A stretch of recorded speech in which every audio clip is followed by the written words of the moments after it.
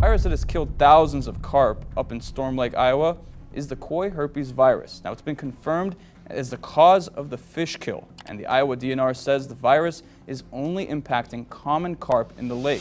Inside a high-security laboratory in Geelong, Australia, scientists are keeping something alive in sealed containment tanks that could reshape an entire continent's rivers within days of its release. Not a chemical, not a net, not a trap, a virus. Right now, that virus does not exist anywhere in Australia, but government researchers are preparing to release it directly into the largest river system on the continent, on purpose. A water source that 2.4 million people depend on. A basin that grows 40% of the nation's food. And the plan isn't a leak, and it isn't an accident. It's the strategy. If it works, it could wipe out 90% of the fish currently living in that river. If it fails, the cleanup alone could finish off everything else swimming in it too. So why would a government deliberately infect its own water supply? The answer starts with a fish farm nobody was watching in the late 1950s. To understand why Australia is willing to gamble with a virus, we have to go back to a small town in southeast Victoria called Boolarra, where a farmer illegally imported a new strain of European carp for aquaculture. The fish were stocked into farm dams near Mildura on the Murray River, and nobody raised an alarm. Nobody imagined what would come next. By 1964, carp had escaped into the Murray, and within a few years they were spreading upstream and downstream, eating everything in their path. Then in 1974, the basin flooded. Not a small flood, a once-in-a-generation event that connected isolated waterways, backwaters, and billabongs across 4 Australian states, turning every disconnected pocket of water into one giant highway. The carp rode that flood outward in every direction, and by the time the water receded, they were everywhere. Not just in the Murray, in the Darling, in creeks that hadn't seen a carp in their entire history.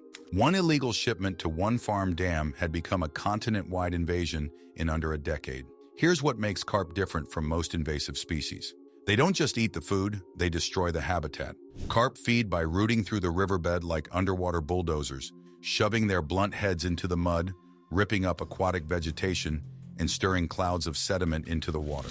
That mud blocks sunlight. It smothers fish eggs. It chokes the entire system from the bottom up.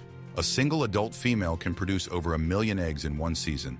And because carp tolerate low oxygen, brackish water, and temperatures that would stress native species, they thrive in exactly the conditions that slowly kill everything around them. Biologists started calling them river rabbits, not as a joke, as a warning. By January of 2019, that warning had become a crisis. A farmer named Rob McBride waded into the Darling River near the town of Menindee. The water was brown. The smell hit before the camera even focused. Floating around him, belly up and rotting in the sun, were hundreds of thousands of dead fish. Murray cod, some believed to be over 80 years old, icons of Australia's freshwater system, drifting downstream like garbage. McBride held one up to the camera. His hands were shaking. He said he felt like crying.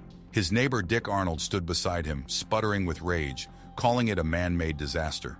The video hit Facebook that night, and by morning, 1.5 million people had watched it. Politicians scrambled. Agencies issued statements, but the river kept dying. 4 years later, in March of 2023, it happened again. Same stretch of river, same town, hundreds of thousands more dead fish, floating as far as the camera could see. And here's the twist nobody expected. The Murray cod McBride was mourning were real natives, killed by an ecosystem pushed past its limit. But scroll past the viral video and look at what actually filled that riverbank to bank. Officials confirmed the majority of the fish choking the Darling that week were carp, dying by the millions right alongside the natives. The invader that had spent 60 years wrecking the river's oxygen balance had finally built a trap big enough to kill itself too. So just how far did it go? The Murray-Darling Basin covers over 1 million square kilometers, roughly 1/7 of the entire Australian landmass. It supports $30 billion in agriculture every year and another $13 billion in tourism. It contains 16 internationally protected wetlands and more than 50 native fish species. And today, carp make up roughly 90% of all the fish biomass in that system. Not 20%, not half, 90. Following the floods of 2022, the carp population surged to an estimated 375 million individuals, and they now cost the Australian economy up to $500 million every year in ecological damage and degraded water quality. That isn't a pest problem. That's a hostile takeover. So what do you do when one species has consumed 90% of your largest river system? Netting, electrofishing, commercial harvesting, bounty competitions where volunteers pulled thousands of carp out in a single weekend. None of it made a dent. The carp bred faster than anyone could remove them. So why hasn't the virus already been released, if it's this promising? Because Australia already tried to move fast on this once, and it backfired. The government first announced the plan back in 2016, budgeting $15 million and promising a rollout within 2.5 years, which was supposed to mean release by 2018. It's now 2026, and the vials are still in the lab. Nearly a decade of delays, safety testing, and second-guessing while the carp kept breeding, which is exactly why Australian scientists went looking for something that could reach every waterway, every backwater, every flooded billabong across 1 million square kilometers at once. And that's exactly what they found. Cyprinid herpes virus 3, or CYHV3 for short, was first identified in the late 1990s after it triggered massive, unexplained carp die-offs in Israel and the United States.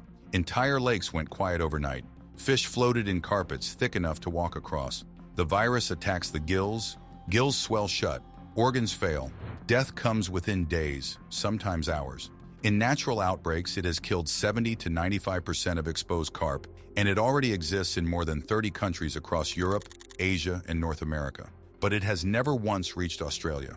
That means Australian carp have zero immunity, no exposure, no resistance, no evolutionary memory of this pathogen at all.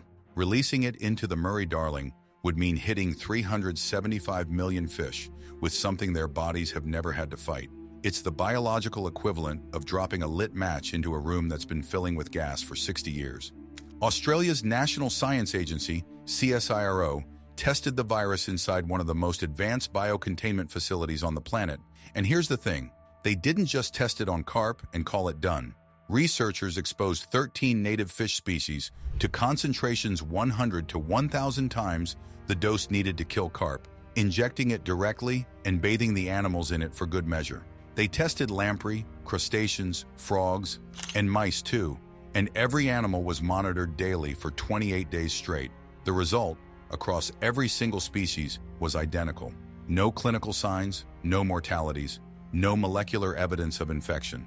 The virus appeared to only want carp. On paper, the weapon looks perfect, lethal to the target, harmless to everything else, ready to deploy against a population with no defense. But this is exactly where the story turns, because Australia has released a biological weapon into its own ecosystem before, and that history is not reassuring. In 1950, Australia unleashed the myxoma virus on invasive European rabbits, which by then had devoured farmland across the entire continent. It worked spectacularly at first. Mortality hit 99% in the opening wave, and farmers wept with relief. But within a decade, the rabbits started evolving resistance. The virus weakened too, generation after generation, in a slow arms race nobody had predicted. By the 1990s, the rabbits were back in the hundreds of millions, and Australia had to release a second virus just to hold the line. The rabbits are still there today. Fewer, but still millions. Still eating the landscape. The lesson burned into every Australian biologist's memory since is brutal in its simplicity. Nature adapts. It always adapts.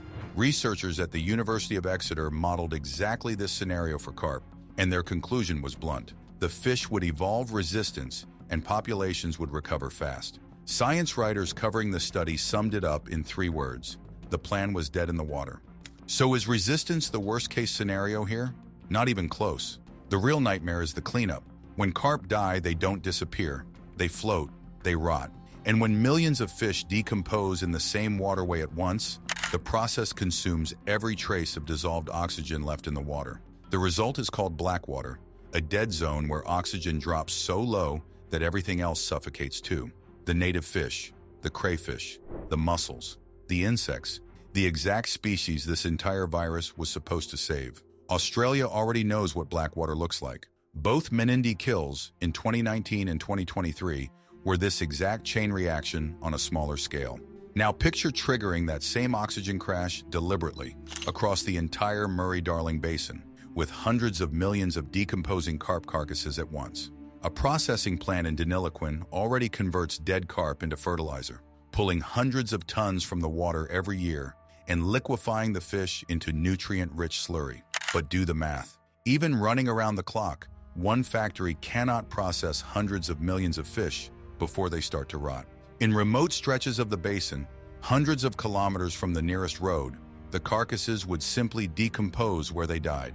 Deep pit burial away from the water table is the backup plan wherever transport is impossible. Engineers are testing massive aerators, essentially giant underwater fans, to pump oxygen back into the water before it crosses the point of no return, and nobody yet knows if that will be enough. As of 2026, controlled trials are being designed. 80 delegates from 5 Australian states met in April, representing 41 community, farming, fishing, and research organizations, and formed a Carp Action Alliance to push the plan forward together. Field trials are expected to run through 2027, and the question hasn't changed since Rob McBride stood knee-deep in that river, holding a dead Murray cod, asking who was responsible. Can you save a river by poisoning it first? Australia already spent $13 billion over 30 years on the Murray-Darling Basin Plan, its most ambitious freshwater reform ever attempted, touted at the time as historic. A landmark 2025 study called it a failure. 21 of the basin's 23 catchments were rated poor or very poor.